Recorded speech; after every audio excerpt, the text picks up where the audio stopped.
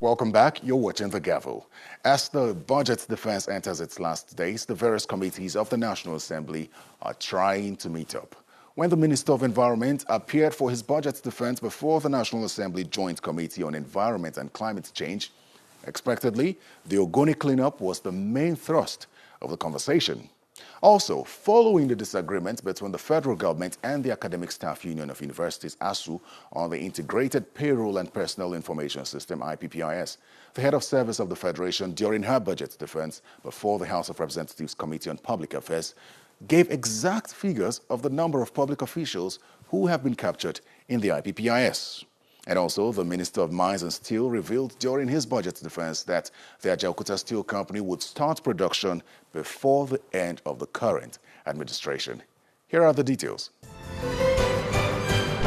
The budget defense sessions continued during the week as MDAs took advantage of the extension to defend their budgets. The Minister of Environment appeared before the National Assembly Joint Committee on Environment and Climate Change to defend the proposed expenditure of his ministry.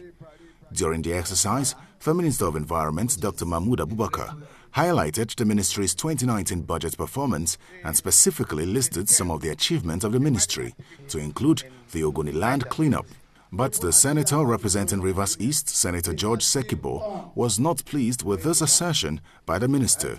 He says not much has been done as regards the cleanup of oil spills in Ogoni land. Senator Sekibo challenged the minister to visit Ogoni land with his top management and those of them in National Assembly to see things for themselves. Continue full implementation of the UNEP report on the remediation of Ogoni land, which is the high prep. Leverage on the success recorded in the issuance of the first and second sovereign green bonds.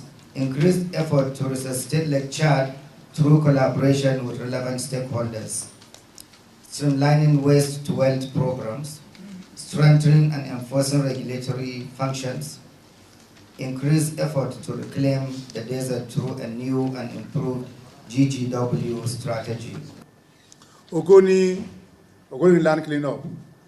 Honorable Minister, you have to go there and see. I'm from Rivers State. What you are saying is theory. It's theory. I wish you plan with a palm sec. And then you come to Rivers State, I will join you. My sister will join you. The senator representing that area will join you. I will join you.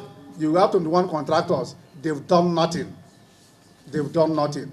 That project was launched in September. It is a political project. It was launched in September. There was going to be an election in Rivers State. And it took over a year or two before they started appointing, over 2 years, they started appointing contractors. I don't think they have done enough. If you see the devastation of that place, now you're talking about Ogoni, the entire River State, indeed the entire South is devastated. You're talking about Ogoni. What of the other areas? Now the one you try to get, whichever way you get the money, by a judgment or by compensation, whichever way the money come from, even that one that you have got the mandate to work on, you have not done anything on it. The last part of this over there is reducing on daily basis. That is why those of us who are in Abuja, we are happy. If we have the opportunity of remaining here for the next 20 years, we try to do so that we don't die early. Senator Sekibo is also worried about other dangerous environmental practices such as gas flaring, which he says the federal government is not properly addressing. Nigeria as a government, your Ministry of Environment, I don't think is having a plan for the remediation of those areas we have destroyed. Now we talk about gas flaring. People are still, after we've gone into an agreement, they are still on flaring the gas. So I think, as a new minister, you have so much on your hands to do. Rivers Western from Rivers State. The Senate Committee on Banking also held an interactive session with government agencies in the finance sector, notably the Central Bank of Nigeria, CBN. The committee chairman assures that its members will work with the CBN in a cooperative manner to energize the banking, insurance and other financial institutions and enhance the rapid growth and development of the economy.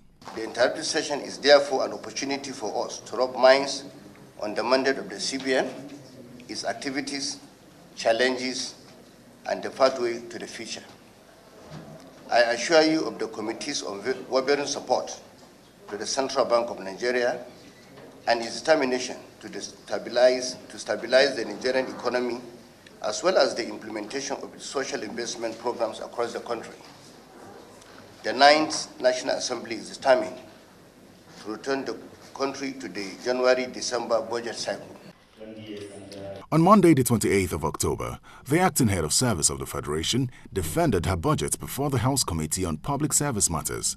One of the questions from the lawmakers was why some persons were rejected by MDAs even after receiving letters of employment from the Civil Service Commission. Most of the Nigerians that were employed for them do not have requisite qualifications, because the Bureau says they have particular qualifications that they want, and that the Civil Service Commission cannot just employ just anybody and send to them. They have particular, it's just like when Foreign Affairs also, we're recruiting for Foreign Affairs. There are particular requisite conditions that must be fulfilled. One Civil Service Commission employs Nigerians. The ideal thing is that they should come to the office of the head of service to be documented.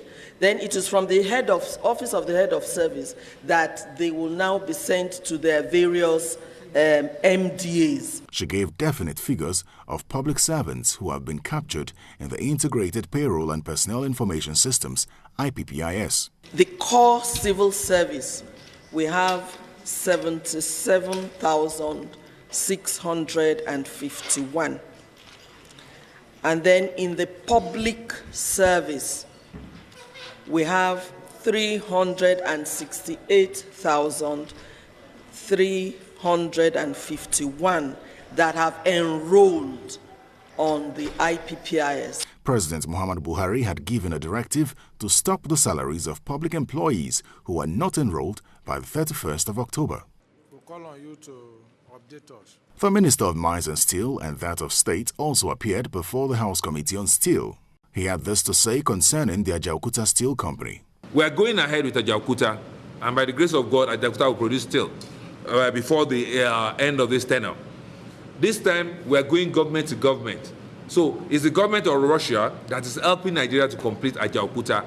The Deputy Chairman. The Committee on Insurance met with the Nigeria Insurers Association, and the enforcement of compulsory insurance was the center of the conversation, which they say will improve the contribution of the insurance companies to the nation's gross domestic product. No human being, except in heaven, maybe when we get there, will rely to do any business when the confidence is almost zero. And I think that is exactly what we're suffering from when claims are not being met and premiums are a little bit enforced to be paid, and when you expect to be adequately compensated, you will not get it. Subsequently, others will not like to toe the line if such things happen. The Committee on Culture and Tourism met with the Minister of Information, Culture and Tourism and the Director General of the National Council for Arts and Culture. The DG expressed dissatisfaction with the budgetary allocation to his agency. If we have to remove crime from us and reduce all these vices, this is the sector. You don't need, this is the only sector in the whole world that even if you make F9, you are not useless. How do we promote this country if you are giving me 100 million? To do what? Whatever we do. The minister on his part attributed the slow pace of the development of the tourism sector to inaccessibility by road. 5 hours from Port Harcourt to Oka. The road, sir. The road, 5 hours. I have pictures of the hanging lake in Iseyin. After Colorado in the world, it is the second biggest hanging lake. But access is a problem. The House Committee on Nigerian Content Development and Monitoring hosted the agency and urged it to extend the gains made in the oil and gas sector to other sectors. What will be critical is to ensure that the gains you've recorded as a board in the oil and gas sector are replicated in other sectors of the economy. In the oil and gas sector, it does not compromise quality and standard, because any mistake and any accident in that sector is perhaps life-threatening at any point in time. So it is not corporate social responsibility. Well, plenary resumes on the 5th of November. We all can't wait to see the eventual details of the budget when it is presented by the appropriations committees of both chambers. Thank you so much for watching. Take advantage of our email and social media handles and send us your feedback. I'll see you next week. I'm Terry Ikumi. Bye.